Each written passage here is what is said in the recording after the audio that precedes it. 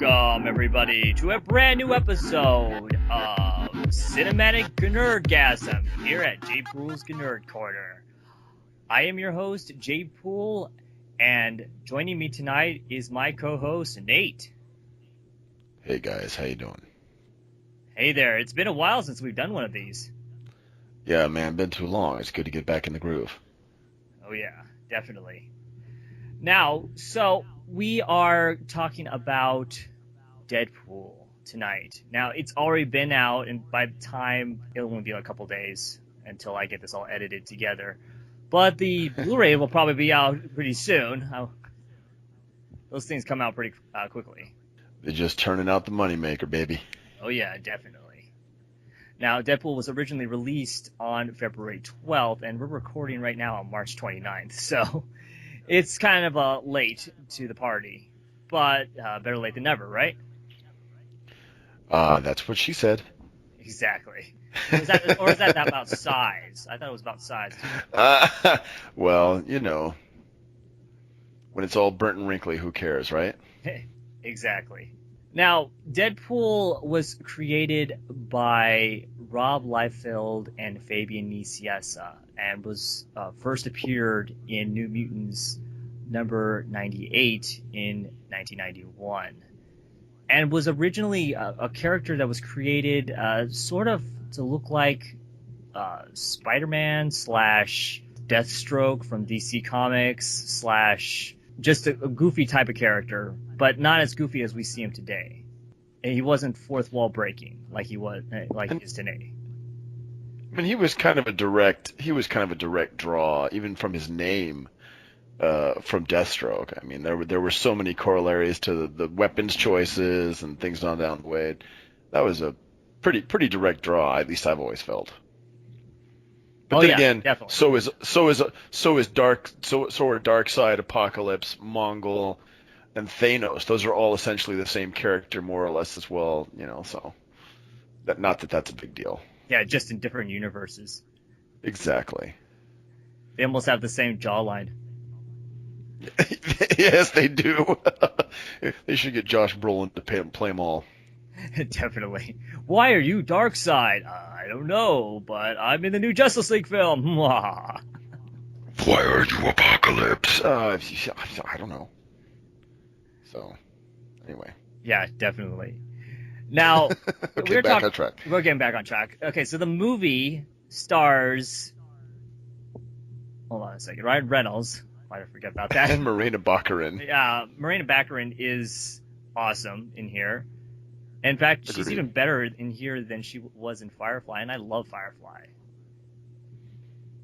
I think she plays more commanding role in here. It was especially in Serenity, she sort of seems like more of the damsel in distress type of character. And yeah, I I only know her from V and Homeland. Oh yeah, V didn't get very much of a chance to. I was actually hoping for more after the season finale, and then they're like, nope, canceled. Yeah, I mean, it had some potential, but it was very troped, and there were other things in the same kind of vein that were better. But anyway, I agree. She was really good in this movie. Yeah, definitely. Now, Ryan Reynolds has been trying to get this movie made for 11 years, and to me, he was made for this part. Actually, he was born for this part.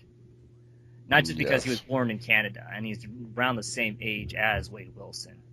But if you just look at his past work, it's just Deadpool, or just Wade Wilson in general, before he was even Wade Wilson. Yeah, Deadpool is kind of a Van Wilder on steroids with mutant powers and a penchant for violence. Oh yeah, but even when he was on Two Guys, a Girl, and a Pizza Place, he was still that guy. Still that frat boy guy. Yeah. Oh, absolutely. Absolutely. Go back there and you go, oh my goodness, it's Nathan Fillion and Ryan Reynolds. For sure. It's been such a long time since I've seen that show. But no, Ryan Reynolds was literally born to play this part, and he does such a good job in here. He even took somewhat of a pay cut to make this movie because he decided to also produce this movie with Simon Kinberg and Lauren Schuler Donner. And now, I'm sure you're 100% aware of the comic book reference that pulled Ryan Reynolds in many years ago, right? You're talking about the Blade series? Uh, no, I think it was Domino. I forget which female character it was, but she asks him, "What do you look like under your mask? I've always wondered, Wade." And he goes, "Oh, I look like a really badly burnt Ryan Reynolds." Oh yeah. And that was years ago. That was at least 12 years ago, I've got to say. That's way before the hype, and that just was so funny that then still panned out. That Ryan Reynolds then gets that role, and his push for that role was just phenomenal. Oh yeah, definitely. And he loves this character, Oh and yeah. the promotion for this movie was insane. They should be given an award and a huge raise, especially for the upcoming sequel. Well, I mean, they kept it under a pretty solid budget too, and it just killed it at the box office. So, here's for hoping that the lesson that they learn from this movie is that you can be extremely true to the source material and still do well. That you don't have to explain yourself explicitly to newbies to the scene, and just as long as you tell a good story and do it in an entertaining fashion, that it's going to work. Oh yeah, We don't have to have Wolverine be an emo boy Hugh Jackson for it to sell. you mean That's Jackman? that's my hope. You mean Jackman? What did I call him? Hugh Jackson. Hugh Jackson? Yes, well, you can tell I sings. really like him as Wolverine. Well, you can see how much of a crush Deadpool has on Wolverine in here. And that was hilarious. That was so funny. One of the best lines of the movie. You'll never guess who I had to blow to get this movie made. I'll give you a hint. His name rhymes with Schmolverine. That was genius. And also, I don't want to spoil It it for was. anybody, but at the end of the movie, there's this another reference to Hugh Jackman, and that's all I'm going to say. It's just funny. It's like It doesn't make any sense, but it's Deadpool. But it doesn't matter. The movie doesn't take itself seriously for 5 seconds, and it works for exactly that reason. Oh yeah, definitely. When you're talking about fourth wall breaking, it's very much in view in this film. You can really see it when Deadpool goes in front of the camera and puts his crotch in front of the camera, or there's gum and he's trying to pull it off, or he's just talking to the camera. He's like Ferris Bueller. I almost think, though, that this movie works primarily because we've now been primed in so many instances now in popular culture that is aside from comic books to accept that fourth wall break. Perfect example being Frank Underwood in House of Cards, constantly making that break. And I know a lot of people in the film industry hate it, but the truth is that many viewers enjoy that interaction because we feel it draws us into the story a little bit more. And I think that aided enormously in this movie as well. Exactly. I do also like how they handled his origin without having to give us a full fleshed out origin of him. We did get it in more of a flashback sequences, and that explained enough to who he actually is as a person. He is a killer. He's a trained killer, and he was put into the situation where I'm not really spoiling it for very many people, but it's cancer. It's in the trailer. He has cancer everywhere, and he's dying, and he has to go through an experimental program to hopefully cure it, but it's not what it looks like. I'm going to leave it there if you haven't seen the film. I think everybody has seen the film by now, but for people who still haven't seen it and are waiting for the Blu-ray, it's probably been spoiled for you on Facebook by now. Especially all the memes that came out from it. Now, one of the things I really enjoyed about this film, even before the film, like I was talking about earlier about the promotion, is that they promoted the fuck out of this. Mind my French, but well, I'm pretty sure that's not French. But but they didn't do it in a fashion that. I mean, they did saturate well, but they did a lot of stuff that was over YouTube base original. They had their bases all covered, and they kept things. I mean, they didn't push as hard as, like, say, Transformers or something like that does in terms of money, but they still came out with it very well. Oh yeah, definitely. Even around Halloween, they had this viral video that went out with Deadpool trick or treating with a bunch of kids dressed as X-Men, and it didn't happen till the very end where they were promoting Deadpool. So it was just this whole little skit with him taking little kids out trick or treating, and it was Right. funny and it was well done. And then at the end, they're like, "Go see Deadpool," and it's like, wow, you didn't even start with that. That drew me in. No, there was a great viral marketing campaign to be sure. And they kept doing it even after the film came out. There were still things coming out. I love the PSAs that he came out with about checking yourself, and then even with women as well, for lumps or for cancer, get checkup on. Right. I thought that was genius. I heard about that after the fact. I actually didn't catch that while it was happening. Well, I thought it was really clever, and not just to mix in with, yes, Absolutely. go see Deadpool, but go make sure and check yourself, because a lot of people don't do that. When they get to a certain age, they get busy and everything, and sometimes it's too late for them by the time something pops up. So I thought that was really clever. It wasn't gimmicky, really. It wasn't. It looked like it was going to be really funny, but it actually was. The videos all of a sudden it turned into a very serious, and from the normal Deadpool type of antics that he does. And I thought it was really a smart thing. It looked like he was in his house taping this. Probably was. Yeah. Yep. I could just see his wife walk in on him like, "Are you doing another Deadpool video? This is like the dozenth one we've done in a week." Mm, yeah. Well then, shall we discuss the actual movie now? Yes, definitely, definitely. Let's Uh, hit it in. all right. Since I did a lot of the talking, do you want to go over the main plot? I already said a little bit about he Well, joined. sure. I mean, yeah, absolutely. I'd be happy to. I mean, the basic premise is we get introduced very early on to an extremely violent and at the same time wacky character who then begins to tell us part of his backstory and what his motivations are for beginning his quest to rescue the love of his life and take revenge for the evils done upon him. And the love interest played by Marina, I always thought it was Baccarin, but Marina Baccarin, who has a great chemistry, in my opinion, with Ryan Reynolds on screen, who is, after they've established how their love connection begins and how they're working together, uh, it is determined that the good young man has cancer, and in an attempt to heal that, is transformed into something other than what he was before.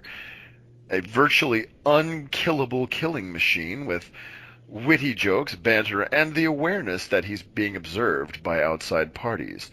So, that being said, violence, mayhem, chaos, and hilarity ensues, with a wonderful performance. The first true to source material Colossus we've ever seen, and a just absolutely riotous connection with the younger Negasonic teenage warhead. Quite brilliantly, I loved the way the villains were put together, and Gina Carano had a moment to shine absolutely as well. So fabulously put together in terms of that. The action sequences are absolutely brilliant, and you get a lot of cool tie-ins and Marvel universe nods, like comic cameo nods as it goes along.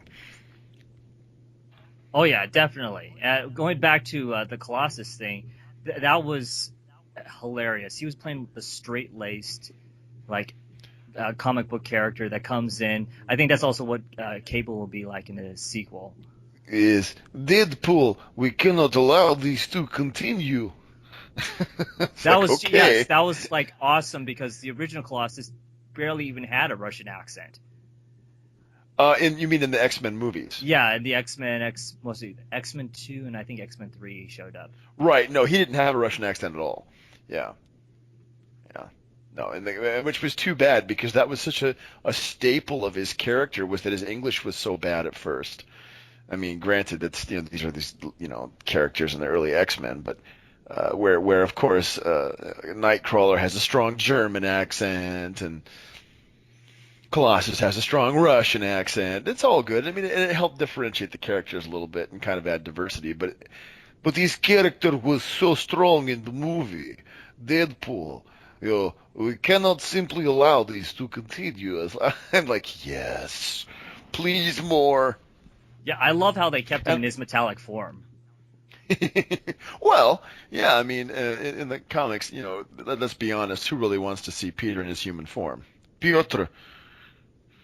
Yeah, definitely. And Negasonic Teenage Warhead in here in the comics, she was only like in one comic book and then she died. Well, they vastly altered her character, and in my opinion, much to the better, and it served the story well, and the character actually, in terms of both powers and presentation, everything made a lot more sense. Yeah, she is powerful. I mean, I don't think Yeah. we've even seen close to the amount of power that she's actually capable of, even near the end of the film. Yeah. Which I don't Well, want I to mean, spoil, but no, for sure. And then, of course, Gino Carano knocking the shit out of Colossus. That was just brilliant. yeah, which makes me wonder because they used to have these cards back in the early '90s, and they had power levels on the back for all the Marvel characters. Right. And Colossus was like at a 6, so that's pretty strong. That's like one level under Colossus, or not Colossus, but under the Hulk. And the Hulk Right. actually can And yeah, yeah, okay. And now that's changed. Now he's, especially now that he's got the helm of Sidorak or whatever. I think they're pretty much on par with each other. Of course, with the Hulk strength being limitless if he gets mad, kind of thing. But anyway, yeah, or cracks the world in half. right. Uh, I really. Do you need to get that? No. Okay, I can try to edit that out. I was being quiet just in case you had to grab that. All right, so like we were talking about Negasonic Teenage Warhead. The actress Brianna Hildebrand. I've never heard of her before, but she's awesome in here. You think she's just going to be like a throwaway character, just like a background character? And I thought she did a really good job in here as a character. I want to see more of her, in fact. Yep. Well, in other things, I mean, it would be really cool if they were actually to make some more tie-ins to the rest of the, Marvel Cinematic Universe. But we'll have to wait and reserve our judgment when we see Spider-Man and Captain America: Civil War to see how successful that actually turns out. So. Yeah, definitely. This movie originally they got a budget of $30 million, and around the time they were, I think, starting to film and it was getting really popular, people were really getting hyped about it. They got around $58 million from the studio. But that's still nothing in terms of a Hollywood blockbuster with superheroes. Oh yeah, and it ended up in the box office with, and it's still going Slamming. strong, $746.3 million. And not just as a comic book movie, it's also the highest grossing rated R movie of all time.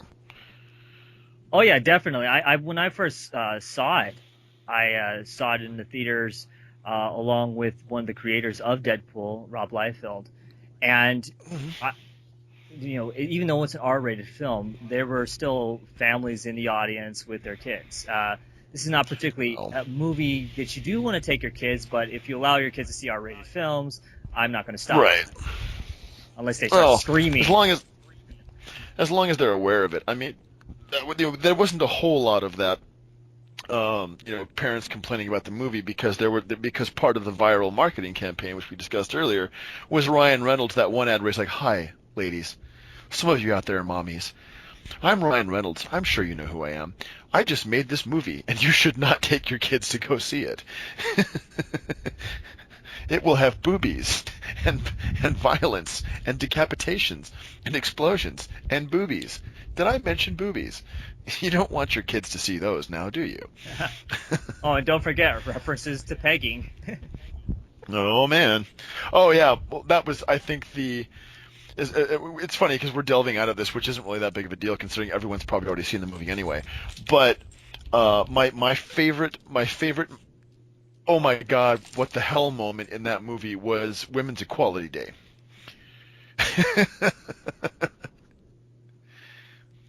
Yeah, definitely. Younger people in the audience are like, what are they talking about? And I'm like, pegging 18. Oh yeah, Women's Equality Day. When they show women that it's okay to have love done in reverse. What? Yeah, no. Exactly. So, I laugh. yeah. Everybody that understood that reference just laughed their heads off. Or cringe in pain. Well, so there were some people that did understand the reference, and I actually had to explain after the movie what it was all about, and they're like, Oh yeah, "Oh, there were some people watching the movie that didn't get it. That's hilarious. Oh man, no, no, no. There was a collective. There was a collective in our row.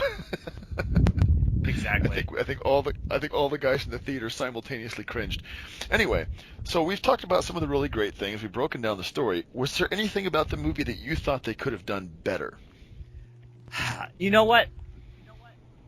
It's really hard to pick. I was saying this before the podcast, and I'm slightly biased to this film because I'm a Deadpool cosplayer, and Deadpool is uh, like one of my favorite characters next to Spider-Man in the Marvel Universe. When I first heard they were making this film, I was slightly skeptical because Mm, of what happened with his character in Wolverine Origins. well, let's not forget about what they did to Wolverine in Wolverine Origins. So before we start whining about Deadpool, let's point out the travesty that is Hugh Jackman as Wolverine. But anyway, Oh yeah, but when I heard, good for the money. Good for the money aspect of the franchise. Horrible for the character as a whole. yeah, definitely. But when I heard that Ryan Reynolds and Rob Liefeld were behind the film and pushing for more of an accurate Deadpool than what they had in Wolverine Origins, I started, gaining a little hope that they would actually do something right with the character. Yeah. No, Uh, once I saw the first bases, I kind of said, oh, this is just going to be fun. You know, as long as they, with the very first full trailer, you knew, oh no, no, this is going to be a riot. as far as things that I wish it had, it was a simple storyline. It wasn't anything confusing. It wasn't anything grandiose that's going to win an Oscar or be nominated for a Golden Globe Award. But so are all my other favorite action movies: Die Hard, Tango and Cash, Big Trouble in Little China.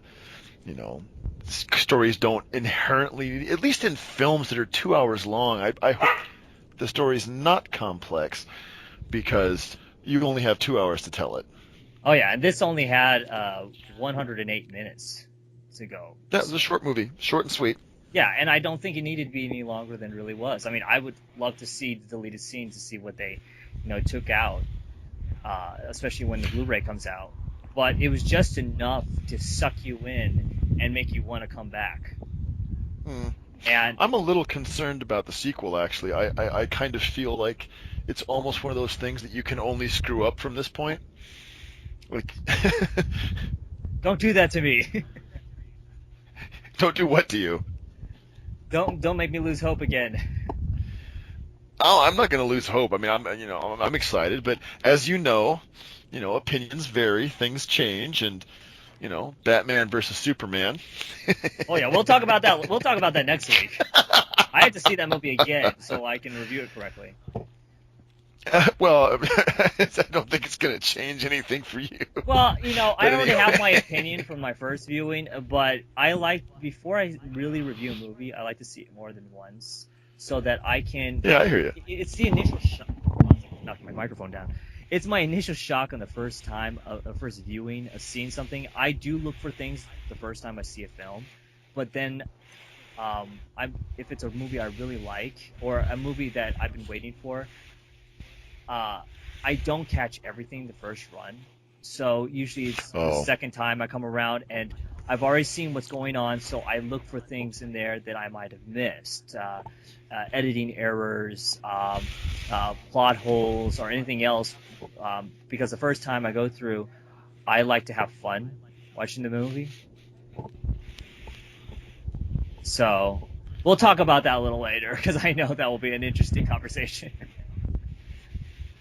But no, Deadpool really hit the mark on so many things. Like I said, it's not going to be a major award winner. It's, I think, nominated for an MTV award for Film of the Year. That's pretty much the only thing that, if it even gets it, that it's going to win an award for. But it's just go out to the theater type of have fun and also see a character that's extremely comic book accurate next to what I think is like another one is Judge Dredd or Dredd. Dread. Yes. I thought Dredd was That's extremely Dread. comic accurate. Yeah, it was extremely comic accurate, and it was also just a damn good movie in its own right. Like, I don't think you had to know anything about Judge Dredd to enjoy that movie. Oh, the whole thing about Dredd is he's mysterious. We knew too much about Judge Dredd with Sylvester In the Stallone's movie Judge character. Dredd, Yeah, agreed. and in here he doesn't even take his mask off. Yeah, I am the law. Yeah, was that my line? No, Okay, you got to do yeah. more. You got to use your lip and go down. I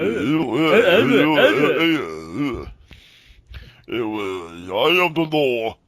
You can see my lip dipping down right now. I am the law. I could Yeah, if I was in the I have same to studio as you. do it. Well, we'll have to do that sometime. So, you didn't really have any beefs with the movie, neither did I, to be honest. So this is going to be one of the more boring reviews we do because we both like pretty much everything about it. Yeah, I'm not Um, saying it's a perfect movie. I'm not even going to give it a perfect score. oh, I will though, and I'll tell you why. Because it did. I will give it a perfect score. I'm willing to say that right now, and I'll tell you why. Because the movie succeeded in doing exactly what it wanted to, and that is something that doesn't happen very often. Okay, except in porn. Porn generally achieves what it's going for.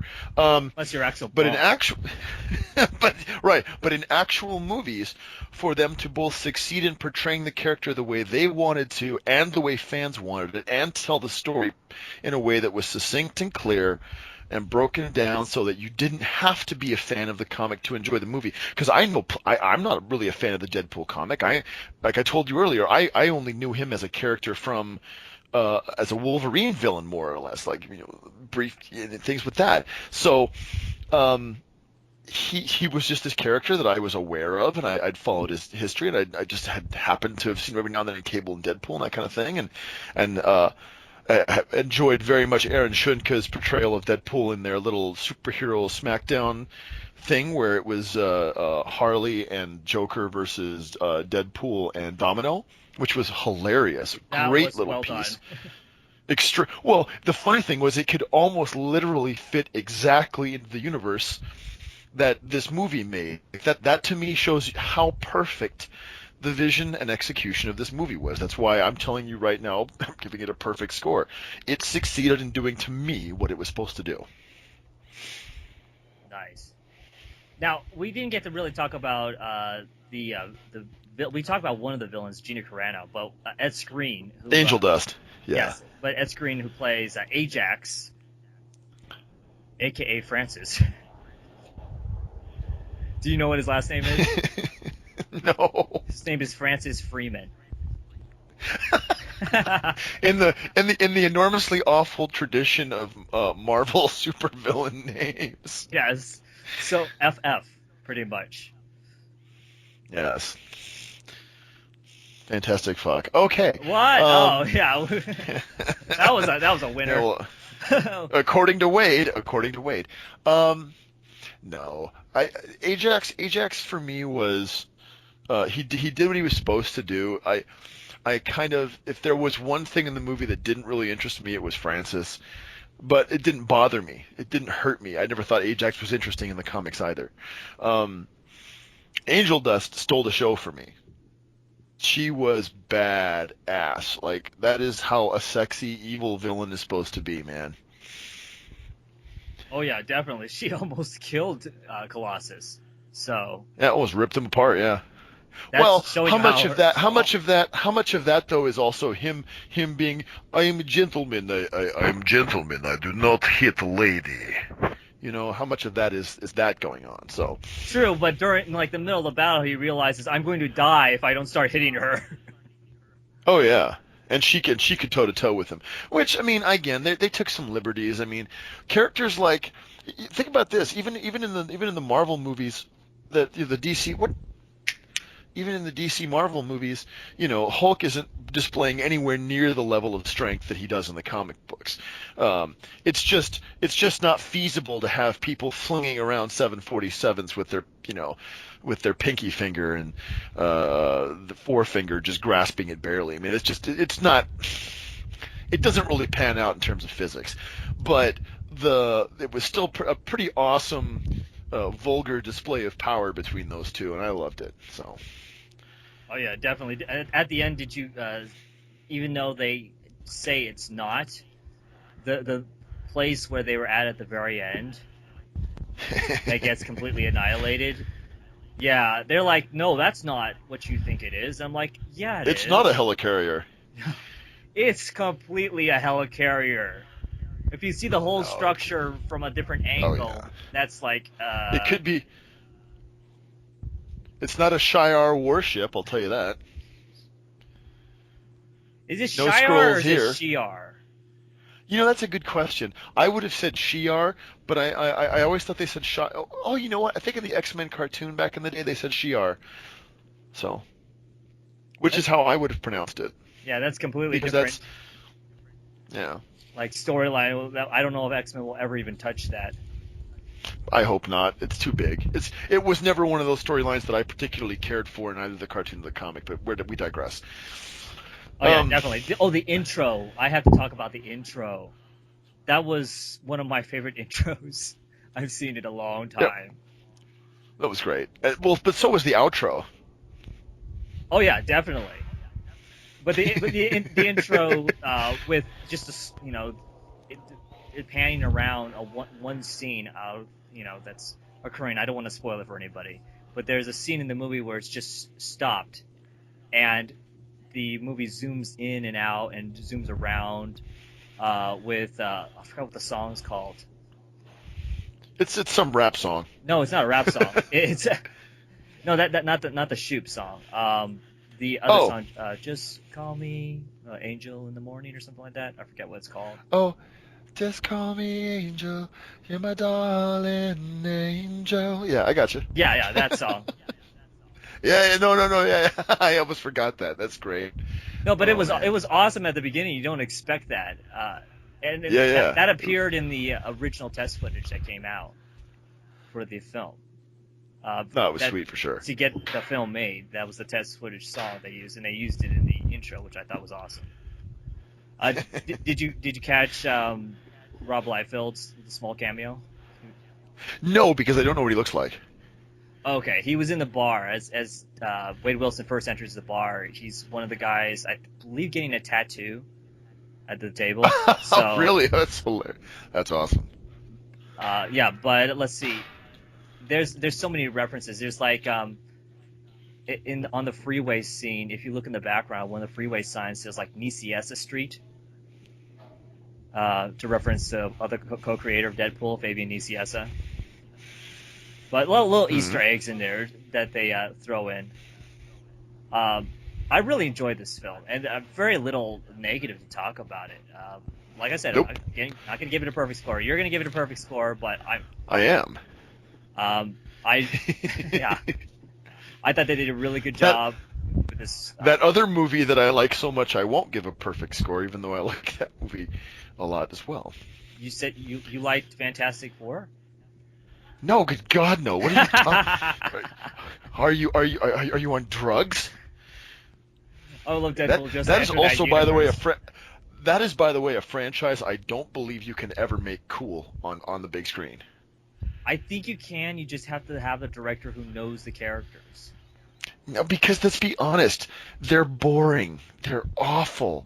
Like individually, they're really cool. Like Sue Storm can make, herself invisible. She can do force fields and chop things up and be super badass. Johnny Storm, he's a fire guy. Yeah, I mean, it looks cool, but yeah, whatever. The interesting ones are the Thing, because you could have him as a cameo in like the Avengers movie, just sitting on the couch and have him be like, "Hey, Bruce, pass me over a beer, man." That would be like really awesome. But to actually have him do anything, because he's just a not quite as strong as the Hulk that's orange and looks like rocks. Whatever. I like the characters. I love the really old comics, but let's be real. In a modern comic book world, they don't, with the exception of Sue Storm, whose powers are really interesting. They're not really, you know. I don't know. That's my opinion. Yeah, we really needed to do a fan force stick review because I went on a rant on that movie after seeing it, and I said I wasn't going to see it, and then I decided to find other ways to see it without actually having to pay money to see it, Oh, I saw it. and I was angry. I just looked at my screen and just wanted to throw something the at my computer screen, but I digress. There can be, in my opinion, there can be a way to film it right. It just has to be by a director that knows the material and knows the people and doesn't throw people like Sue Storm under the bus and make her a background character. Because she's literally the Wow. most Yeah. powerful character on the team, in my opinion. Yes, she's one of the most powerful people in the Marvel universe if you break it down like that, because her powers completely ignores the laws of physics. I mean, it's like Magneto is enormously powerful, but if she put a shield around him, it's all done, dude. No air. Bye bye. What, You dead. what about her son? Squishy, squishy. Her son can create Yeah, many Franklin. Well, universes. right. Yeah, Franklin started out being a cool character, and then they made him so overpowered, like Vulcan and all those other guys, and like Thanos eventually became, and like where there's almost no point to having them there because they're so ridiculously overpowered. I mean, just like how Wolverine's healing factor used to be reasonable, and now if there's one drop of blood, he can regenerate. I'm like, wait, come on, give me a break, man. The same thing with Deadpool. It's almost overpowered, but in the case of Deadpool, because it's used to a comedic effect, I enjoy it. Yeah, because he's always seemed to be losing limbs in every comic book Oh, he's in. oh, that was. Oh, yeah. I mean, can I give you a hand? I'll just wait for you to see the movie to understand that joke. But your skin is so soft. It was great, man. But Oh yeah. Oh, I love yeah, Blind Owl. Leslie Uggams, I believe that's her name. Who plays Blind Owl, his roommate, she's this hilarious. old blind lady, and that one scene with the hand. Wow. Yeah, no, it's good, man. I liked it. Oh yeah, definitely. All right, So so let's get to the rating. I will let you go first, and then I will finish off. I'm gonna give it 10 out of 10 decapitated hands. Yeah, 10 out of 10 decapitated hands. Nice. All right, and I give the film 9.5 men named Francis. That point five is a man that's been cut in half. I just used one half of it. Yeah. That's the only way to spell Francis correctly. I'm cool with it. Because you have to chop up All the right, man. bodies in such a way where they're not going to be whole bodies by the end. Right. Well, however the references fly. Oh yeah, In, in, definitely. in the spirit in the spirit though of the idiosyncrasies of that movie and their inconsistencies, I was going to say decapitated hands because that only makes sense if you've seen the movie. Oh yeah, definitely, definitely. Stay till the very end because I saw some people get up and walk out of the theater. I'm like, no, Right. don't go. Stay till the very end because it's a Oh yeah. hilarious thing that happens at the very end. And you should never cut yourself short on your Easter eggs. Oh yeah, definitely, and especially with Deadpool, there'll probably be so many more Easter eggs in the second one. for sure. Now, All right, man. before we leave, who would you like to have play Cable? Honestly, there's only one actor that interests me for that role, and I've forgotten his name right now, but he plays the Colonel in Avatar. Yep, that was my what was it? Was it Stephen Lang? Yeah, Stephen Yeah, Lambert or something like that. I think it's Yeah, that guy is, or Lamb. Yeah, the guy's phenomenal. He's got the right. Now, granted, if you're going to play the role and have it be a little more true to form, they're going to have to beef him up a little bit, but that's no big deal. No, what I was just saying is that guy is already ripped. You know, for him to put 10 or 15 pounds of muscle on for a movie should be no big deal. Oh yeah, I just saw him recently in a show called Into the Badlands, and he was playing a guy in a wheelchair. That's Was still he on Into kick-ass. the Badlands? Yes, he was the guy in the wheelchair. No, really? I only watched like the very first episode of that, and I was kind of like, okay, nice idea, poorly executed. I'm next, but Watch the whole that's cool. series. Yeah? Yeah, Does it gain momentum? It does, in my opinion. Okay. My mom doesn't even like stuff like that, and she loved the whole series. I rolled out all 6 episodes for the first season. So yeah, check that out. So, my dog is attacking my girlfriend. All right, well, thank you, Nate, for being on tonight's episode of Cinematic GNERDgasm. Thank you to the listeners for tuning in, and please subscribe to this channel, and go to our Facebook at facebook.com/JPOOL's GNERD Corner, and tell us what you thought about Deadpool. Our next review will be Batman v Superman: Dawn of Justice, and there'll be a lot to talk about in that film. Yes, we will. So yeah, tune in. And I'm warning you. I'm warning you in advance that it's okay to be wrong. Oh yeah, you too. I mean, I will fight you. I will get my level. I will get my level 40 battle axe out. Well, I have my level 100 rock diamond skin, so we're good to go. No, man, seriously, I'm looking very much forward to that. We'll hit that up next week, right? Oh yeah, definitely. And Sweet. Thank you for listening, everybody, and remember to enjoy your motherfucking chimichanga. Goodbye. Night, everybody. Good night, and good luck.